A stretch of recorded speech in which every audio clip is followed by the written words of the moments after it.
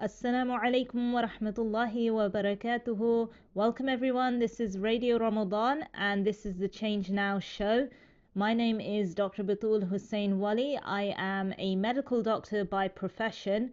However, I am very, very blessed to be given the opportunity to be involved in various activities like this, various organizational activities. Alhamdulillah, it's a huge blessing. And being here today and being able to talk to yourselves for about an hour or so and really deep dive into some topics that are very near and dear to my heart. Because given the line that I work in, given the profession I work in, I see a lot of interesting things, and I see a lot of people who are really struggling, and I see a different side of humanity, one that we don't often explore.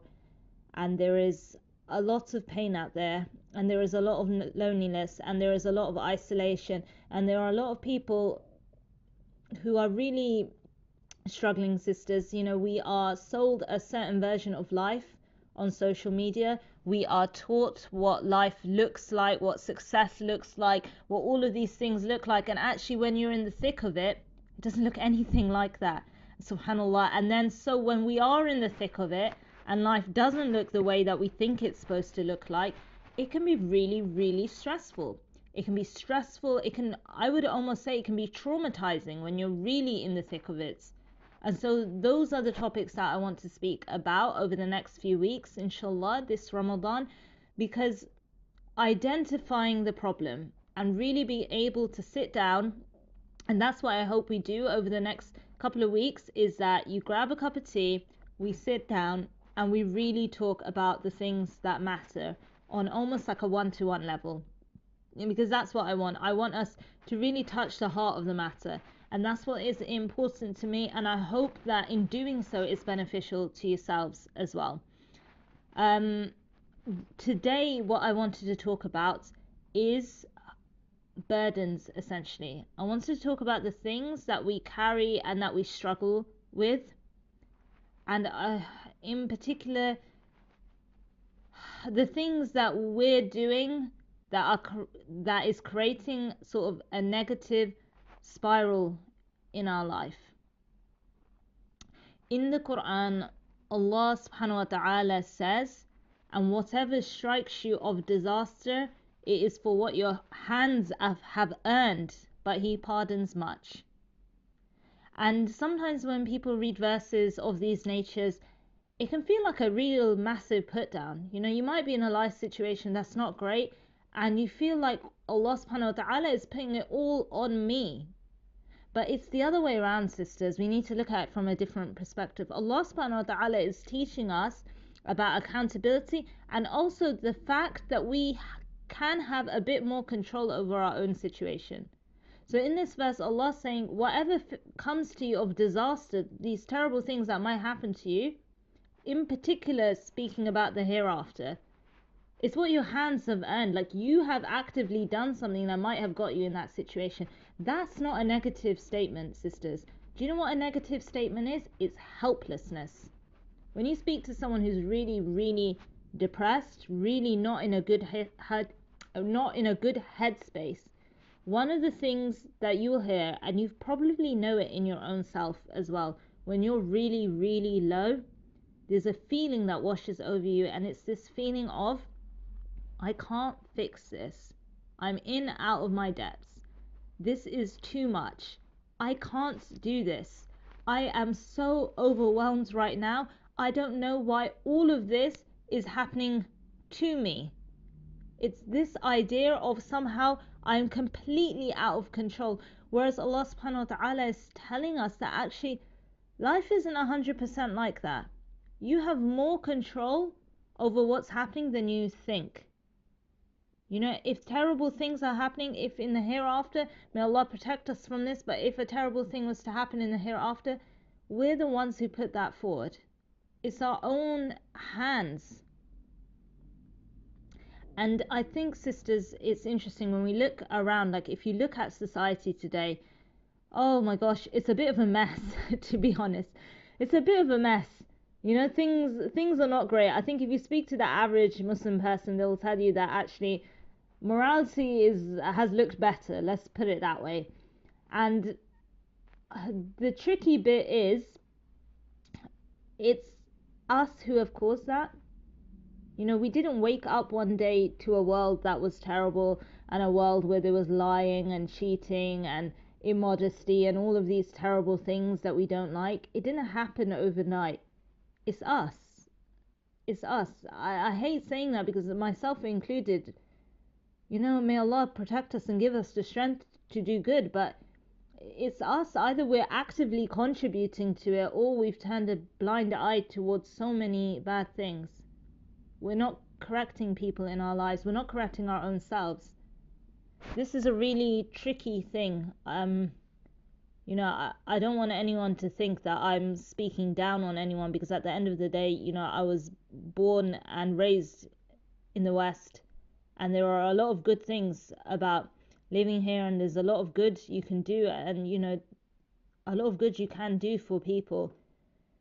But at the end of the day, the issues we are facing is because there is this kind of mindset here that it's only about me. As long as I'm keeping my little sphere of the world, okay, doesn't matter what's going on outside. And that creates issues, that creates big problems, because when you're not correcting people, then it's a free hand. Anyone can do anything.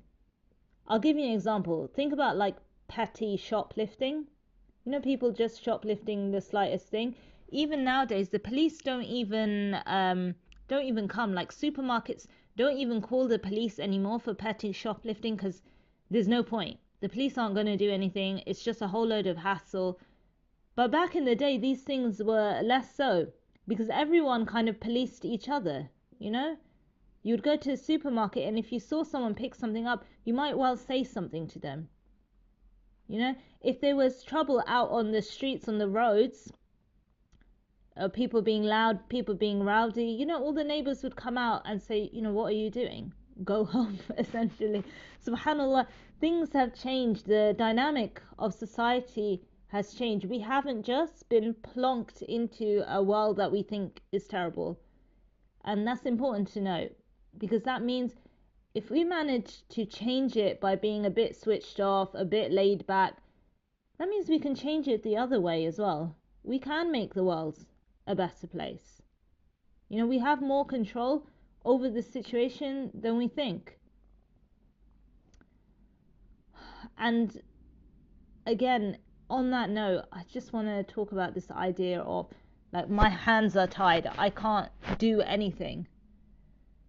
And what I wanted to really speak about is this concept of, like, modern slavery.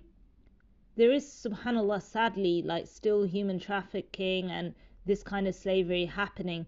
But in terms of modern slavery, for people like us just living our day-to-day life, the idea of slavery is that you are in submission. You don't have any free will. You're not free to do what you want. Someone else is essentially stood over you and telling you what to do. You have to work hard and you don't get paid for it. So think about, we see depictions of slavery everywhere, like, not everywhere, but on TV and movies and these kinds of things. And then to be a slave also means to be really dependent on something and completely devoted to it. So, like, a slave is very, very dependent on its master. A slave is dependent on its master to give it food, to all of these kinds of things. Those 3 points, let's put it in simpler terms and really ask ourselves, like, are we a slave? Are we enslaved to something? So we said no free will, right? And no freedom of action. How many times, even in the last week, have you felt obliged to do something out of social etiquette? You felt that, no, I can't do it any other way. I have to do it this way, because what would people think? We're all sisters here, so I'll give a simple example. Say you normally cover, like, you normally wear a hijab, but it's a fancy party. It's at a nice restaurant, wherever it might be. It might even be a wedding. How many of you have felt like you have to loosen up maybe the way that you do your hijab? You can't go the way that you usually do. What will people think? And then you have the other one, working really hard without that kind of appreciation or without that monetary payment. I think a lot of us nowadays are working very, very hard, but for what outcome? Like, why are we doing it? We're dedicating our time to things for what benefit? And then we have the idea of being devoted to something, sisters. What are we devoted to? What have we dedicated our life to? And that's a tricky question for all of us to answer, because it's easy enough, and it's Ramadan, and it's easy enough to say that, I've dedicated my life to Islam, to Allah subhanahu wa ta'ala. I truly believe that Allah subhanahu wa ta'ala exists. I'm going to have to answer to him, and I've dedicated my life to him. Look at the last 48 hours. What have you given most of your time to? What are we really dedicating ourselves to? And this is an uncomfortable conversation to have, because I know it's very hard. The gut response is that I'm not a slave. But until, like I said at the beginning, until we accept that maybe something we're doing is wrong, you can't fix it. Until we really accept that we are chained to certain things, we can't fix it. Some of us are slave to our own self-image. And I really wanted to bring this up, sisters, because it's a massive issue. We are enslaved to our own self-image. Like, we feel so low about ourselves. Our self-esteem is so low that it makes us feel obliged to do things that other people do just so we would be accepted by them. But look at the Quran, sisters. Look at these beautiful descriptions in the Quran where Allah subhanahu wa ta'ala talks about us being in Jannah and being surrounded by the righteous, by the truthful, by the martyrs, by the prophets. May Allah be pleased with them all. That's the real company that we need to work towards being in. Allah subhanahu wa ta'ala is telling us that we can reach that level. There are beautiful hadiths that are so relevant to us as sisters. What does Allah subhanahu wa ta'ala say? In fact, forgive me, what does the Prophet sallallahu alaihi wasallam say about the woman who completes her pillars and her husband is pleased with her? She can enter Jannah from any door. So why do we think so little of ourselves, sisters? I speak to so many people who look at themselves as not worthy. If we work hard, we can get to Jannah. We can be with the prophets. May Allah subhanahu wa ta'ala be pleased with them. That's where we can get to. We can get up to those levels. And yet, instead of holding ourselves with that honor, with that belief that we can get to those levels, our self-esteem is so low that we're hoping that the people who are not even doing good, the people who are doing sins, we hope that they will accept us and be pleased with us. And based on that, we're willing to compromise on our hijab. We're willing to compromise about the things that we say and the places that we go and the things that we do.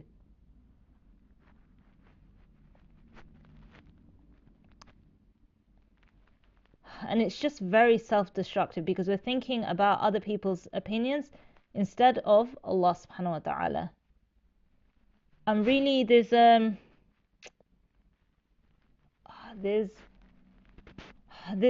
interesting verse in Surah Baqarah about Prophet Ibrahim alayhi salam, where Allah subhanahu wa ta'ala is basically speaking to Prophet Ibrahim alayhi salam and saying that I'm going to make you a leader of men. And what does Ibrahim alayhi salam say? Will you make my offspring leaders as well? And Allah subhanahu wa ta'ala answers and says, my covenant does not embrace the evildoers. The prophets had no guarantee as well. They had no guarantee that their children will every single one of them, be on the straight path. And that's something we need to think about. it's really scary to think about, but it's important not to ignore it. That actually, even we've got a famous politician whose great grandfather from his father's side was a Muslim. And if you look at your own homes, sisters, your parents might pray, but maybe your children don't. Generation by generation, things change. And I'm not saying that to freak anyone out. I'm saying it because I want the best for everyone listening to this. I think it's an amazing thing that I'm sat here saying these words and I don't know who's listening to this. And I really want to speak to your heart, and I really want you to understand that all of these things that we're bound to and we feel that we have to follow, and all these burdens that we've put on ourselves, we have to take them off, because we don't have a guarantee. You don't have a guarantee that on your last breath on earth that you're going to be upon the religion. You know how many times I've been practicing medicine for a few years now. I have never once in person seen someone pass away and say the kalma. And I have worked in very, very Muslim areas. Not once. I have never spoken to anyone amongst my colleagues who have. That's scary, sisters. That's scary. And do you know what I've seen? I'll tell you what I've seen on the flip side. I've seen people who know that they're going to pass away. We've spoken to them. We've told them that your end of life, you're likely to pass away of this illness.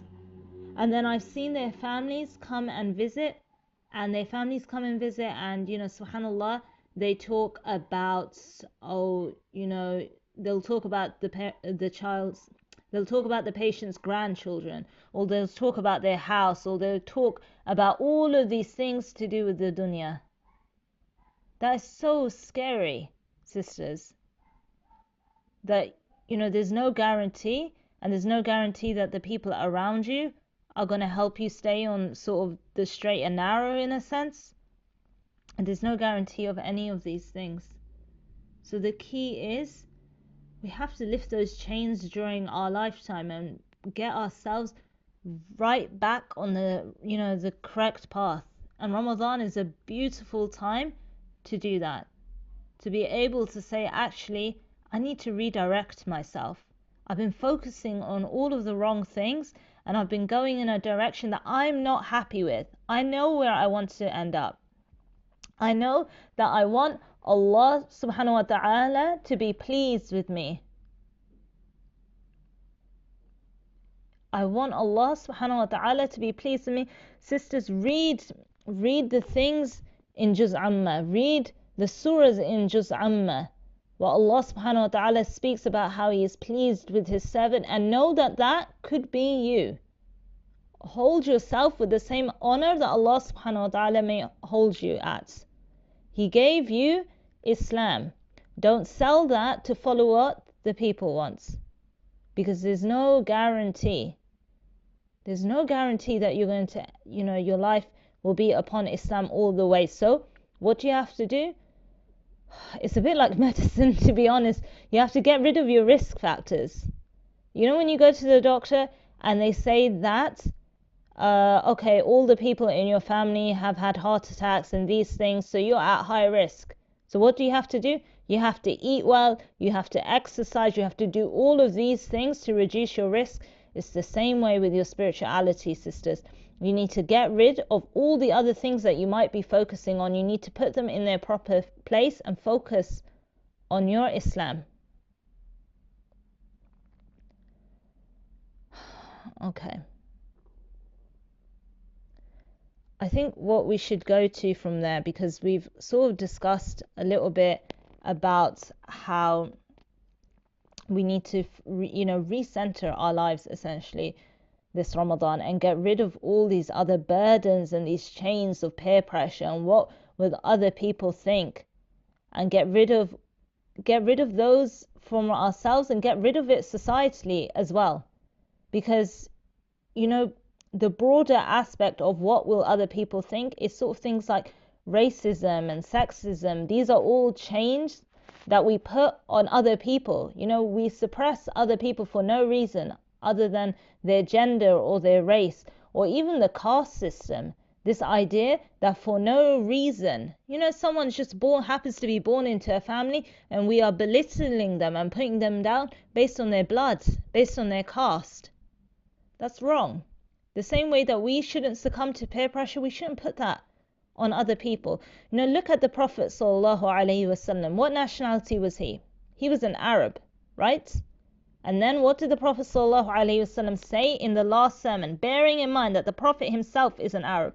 He said, "O people, verily your Lord is one and your Father is one." Okay? As in Allah subhanahu wa ta'ala is one, and then you have Adam alayhi salam who is one, your father is one.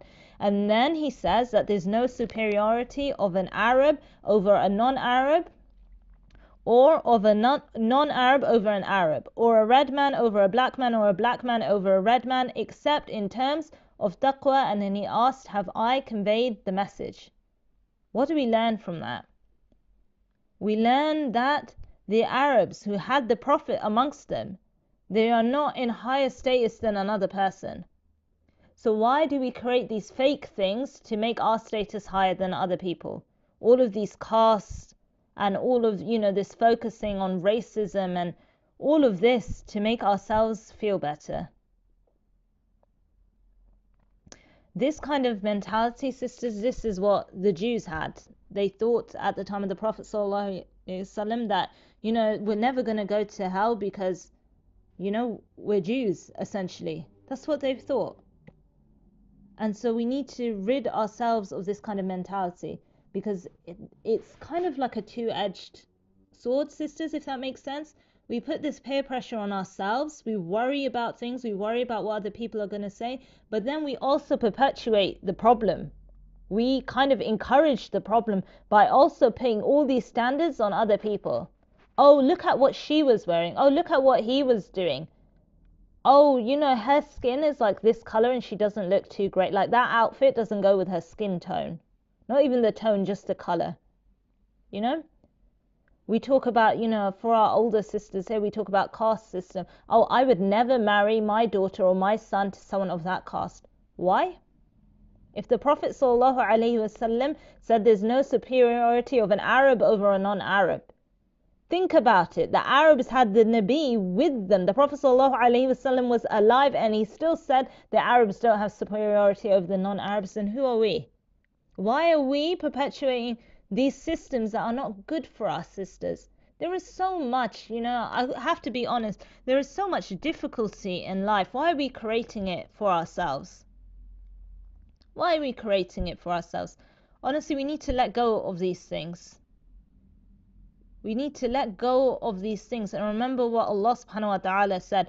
And to Allah belongs all honor, and to his messenger and to the believers, but the hypocrites do not know. All honor, all goodness belongs to Allah and his messenger and to the believers.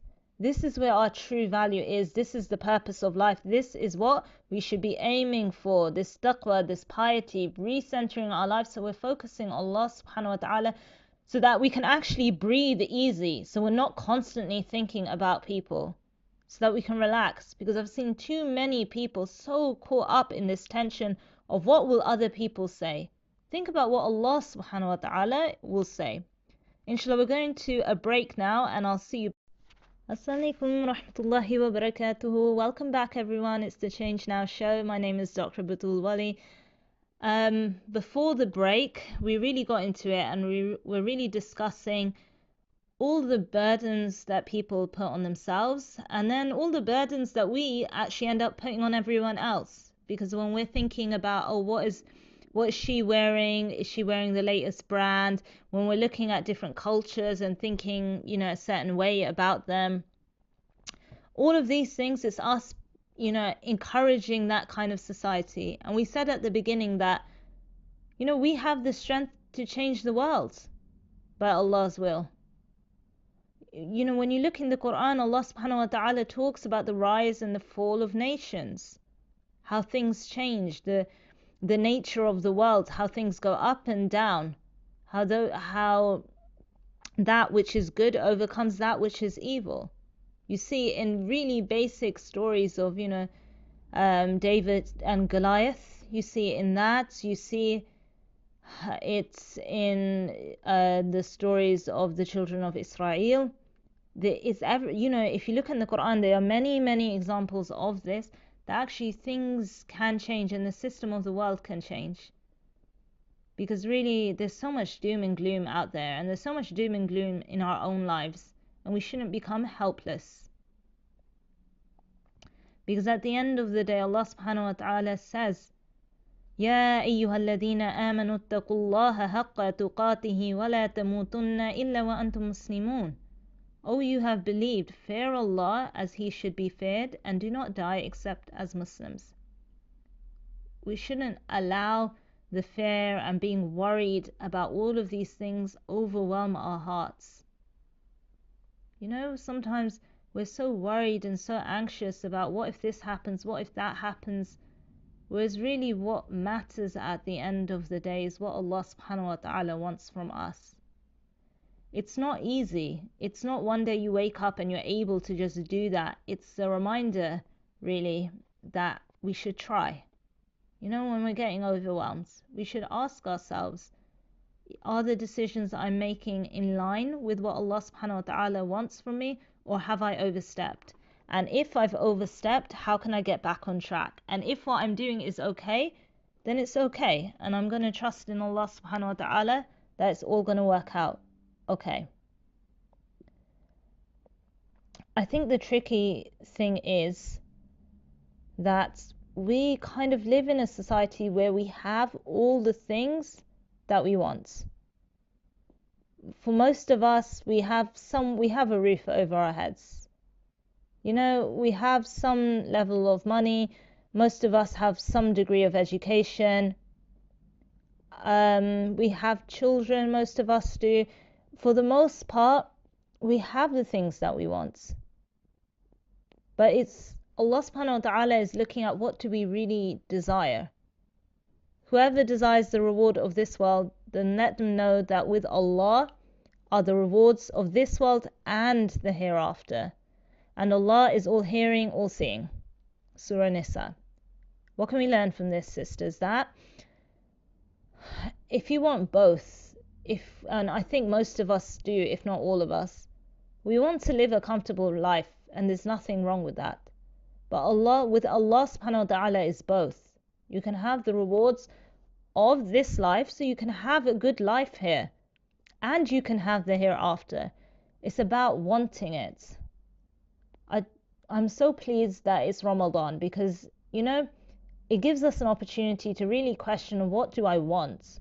What am I focusing all my energy and my heart and spirit on? Allah is all hearing and seeing. Allah hears the things that we say and sees what we want in our hearts. And I think the tricky thing is, when life is going well, sometimes we disengage from our spirituality. That might be the best way to phrase it. We sort of take a step back. When things are terrible, we remember to pray to Allah and ask Allah, but when things are okay, it can be tricky. Allah subhanahu wa ta'ala says that He will test us with fear and famine and loss of property, life and crops. Give good news to those who patiently endure. So in simpler terms, sisters, we are going to struggle. Life isn't going to be perfect. At some point, we're going to be afraid. At some point, we're not going to have all the resources that we want. We're famine. At one point, loss of property. We might well be tested. We might not necessarily have all of these, but we might well be tested with, I can't pay the rent this month. I'm struggling with my housing. Life. We might lose someone that we love. But what does Allah say? Give good news to those who patiently endure. Patience, sisters, patience. It doesn't end with the dunya. It's not like everything ends here. Allah's watching and Allah is seeing the things that you are dealing with. It's hard, sat here and speaking. I can only I can only imagine the things that everyone is going through. I know that there are things you are struggling with that no one else knows apart from you and Allah subhanahu wa ta'ala. No one else knows what's happening in your heart. No one else knows. But what am I going to say? I'm going to give you good news. Because if you patiently endure all of that, Allah subhanahu wa ta'ala will give you Jannah. That is what Allah subhanahu wa ta'ala says. He will give you Jannah. So let go of all the other burdens. Recenter your life. What do I mean by that in a practical way? If your house is on interest, the mortgage is on interest, get rid of the interest. Get rid of it as soon as you can. If that means you have to sell it and downsize, so be it. If that means that you have to sell something else so that you can pay off the interest, so be it. If you are in a relationship, outside of marriage, and you love that person, and every day you look forward to speaking to that person, and the idea of being away from them is painful to you, either marry them or give it up for the sake of Allah. Patiently endure. It's not easy. It's not. But Allah subhanahu wa ta'ala sees and He hears. There are so many things that we want and Allah subhanahu wa ta'ala has given us. And it's just about wanting Jannah so bad, and wanting to see Allah subhanahu wa ta'ala, that we are able to patiently endure. That when the difficult thing, because there's no other way to practice patience, sisters, you have to be put up with a trial. Something difficult happens, and that's the only time we have to be patient. Allah says every soul should have a taste of death, and we test you by evil and by good by way of trial. What does that mean? Evil sort of makes sense, right? Like in our day-to-day lives, we have, subhanallah, there is so much opportunity and scope to do something that's not good. There is so much haram everywhere. Like you could eat something haram, you could go somewhere where haram is happening, you could listen to something bad. All of us have laptops. You can literally do so much. We're tested every day that we withdraw our hand and we don't, fall into those things. And how are we tested? By way of good? Whatever we want, for the most part, sisters, we have. But it's about not becoming obsessive with that. That we actually have a focus. That we take off all of these chains, and with our backs straight and without all that added pressure on us, we have a focus, we have a vision. There's something we actually want to achieve and give back. The issue is, sisters, like I said, for the most part, we have what we need, right? We have a roof over our head, we have food, and that's pretty much all you need to get by. And many of us, we have good company, we have people around us. The issue is something different.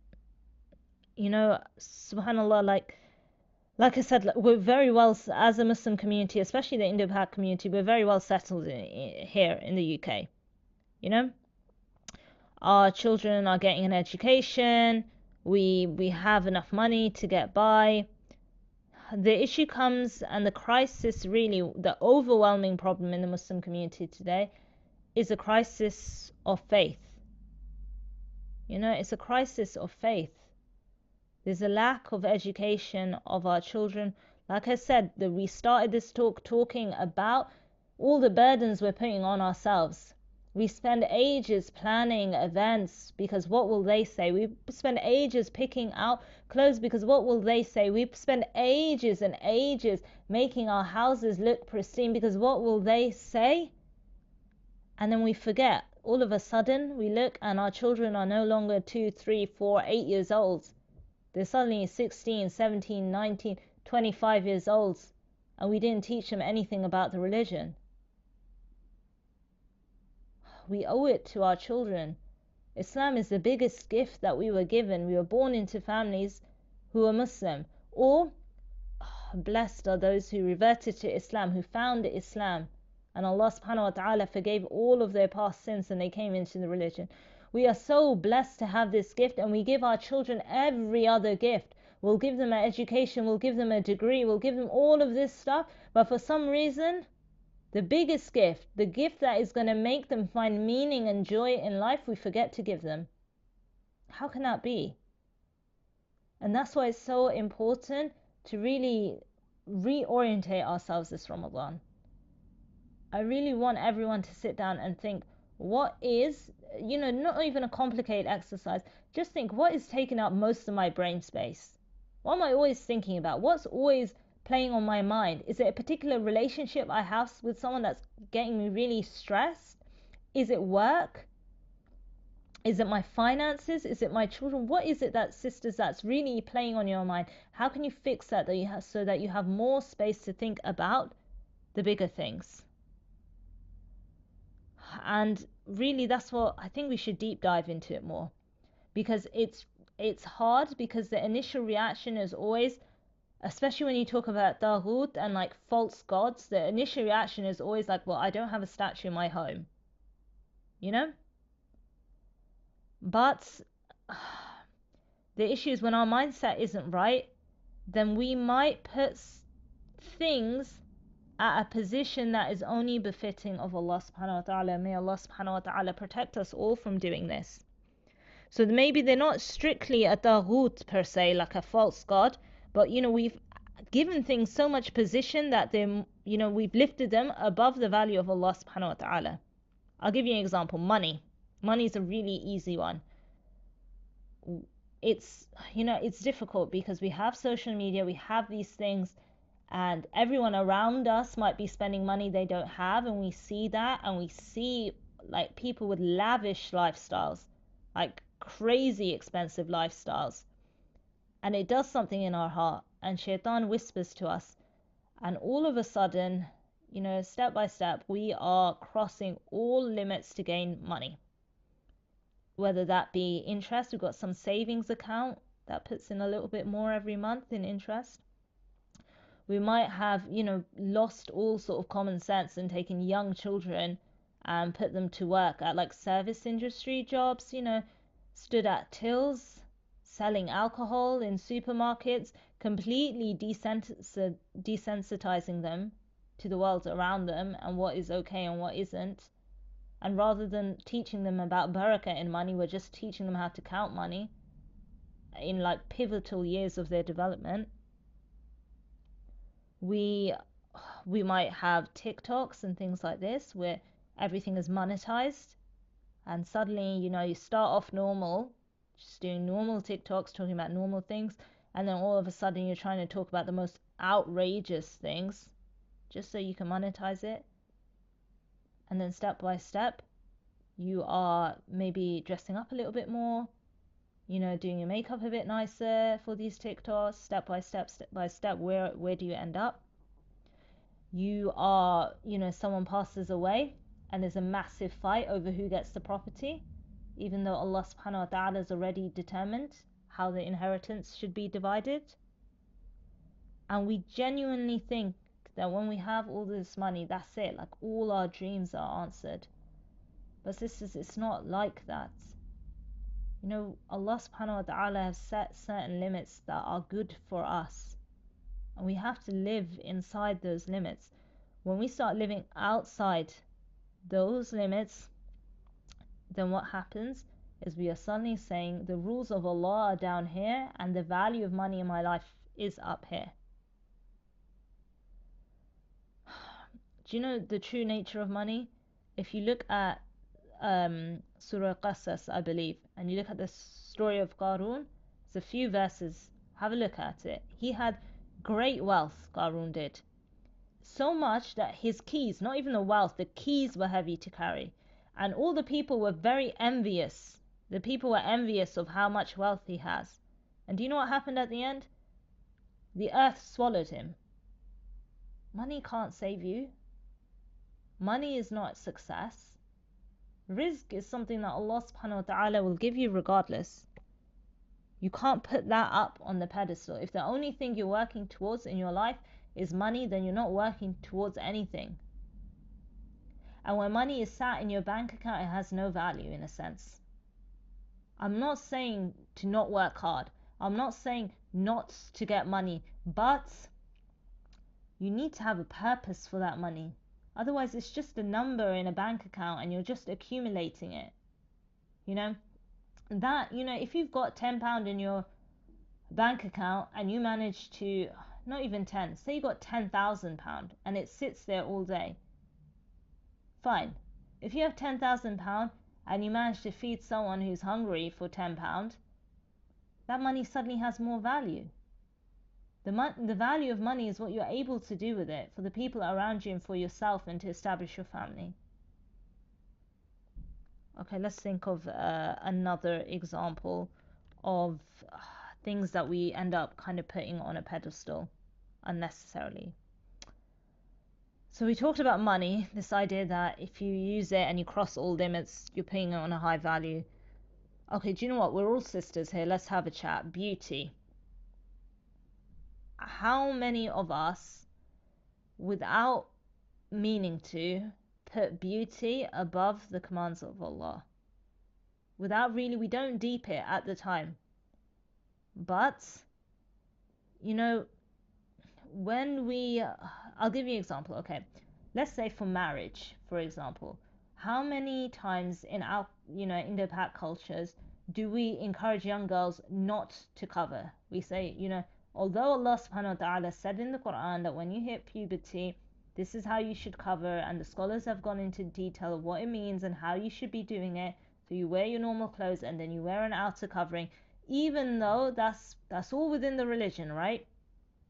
We tell the young girls before marriage, don't be extra, don't cover, because then who will marry you?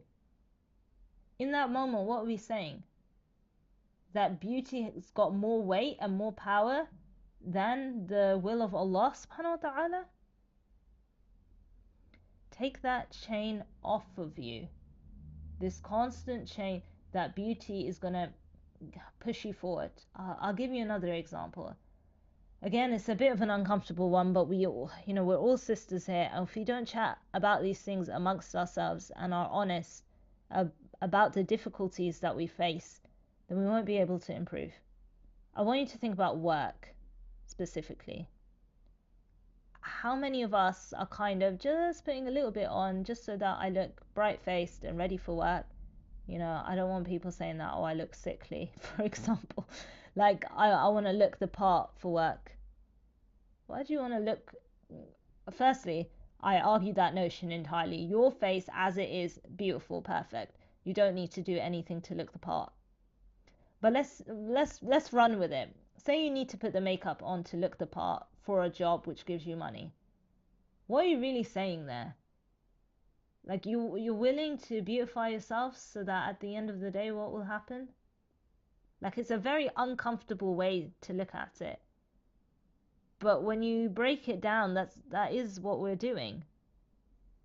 Allah subhanahu wa ta'ala removed that chain from us, set us free, gave us honor.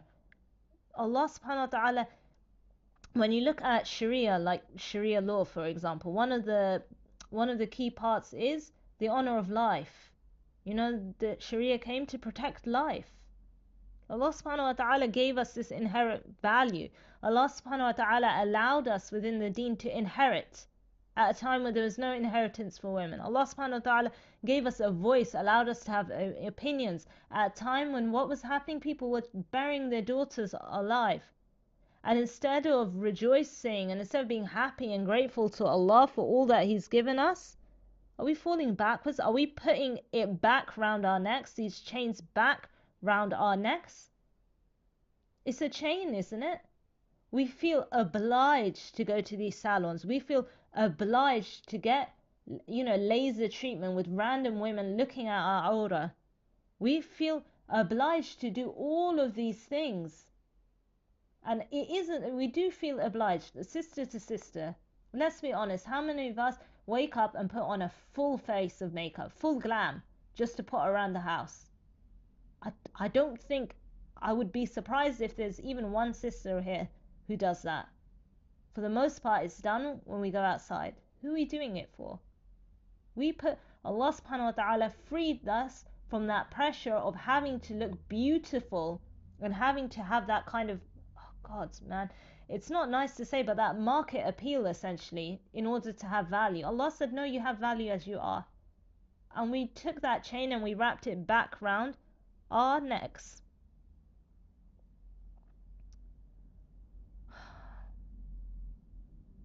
And really, those are the things that we are holding up and above Allah's commands. And then the only other one I can think of is really our own selves.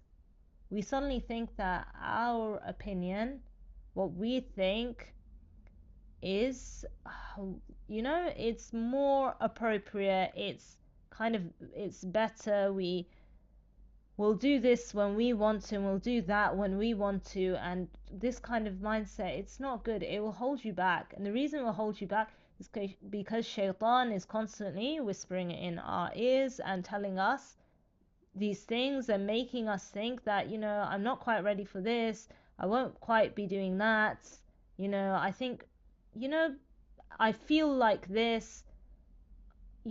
Sisters, you are bigger than your emotions. You are more valuable than this. We are bigger than our emotions. We shouldn't be a slave to our own wants and just falling every which way. We should have principles and we should stick to those. We're bigger than our emotions, even though our emotions are important, but they are not above the commands of Allah subhanahu wa ta'ala. Ya ayyuhalladhina amanu udkhulu fis silmi kaffah. O believers, come to full submission to Allah. And then it goes on, I think the verse goes on and says, do not follow in the footsteps of shaitan. He is your enemy, your acknowledged foe. And it's hard. I know it's tricky. I said that at the beginning of this talk, and I'll say it pretty much in every talk, I imagine. It is tricky. It is hard. We have so much pressure on ourselves to do things a certain way. Trust me, I live in the real world with the rest of yourselves. I know what I'm saying is not the most straightforward thing, but I also know that we are Muslims and we should try to submit. And I also know the harder it is, the more difficult it is, the greater the reward. I know that, and sisters, you know that as well. That Allah subhanahu wa ta'ala is witnessing our struggles, the difficulties, everything. The trickiness, all of these things. But if we strive hard, if we walk towards Allah subhanahu wa ta'ala, He will come running. There are so many beautiful hadith and there's so many beautiful encouraging verses of the Quran.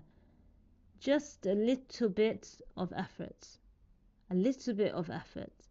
We just need to reset our minds this Ramadan and think about what we want to achieve. I want to be in Jannah with all of you. I want to be with the Prophet sallallahu alaihi wasallam. We all want this.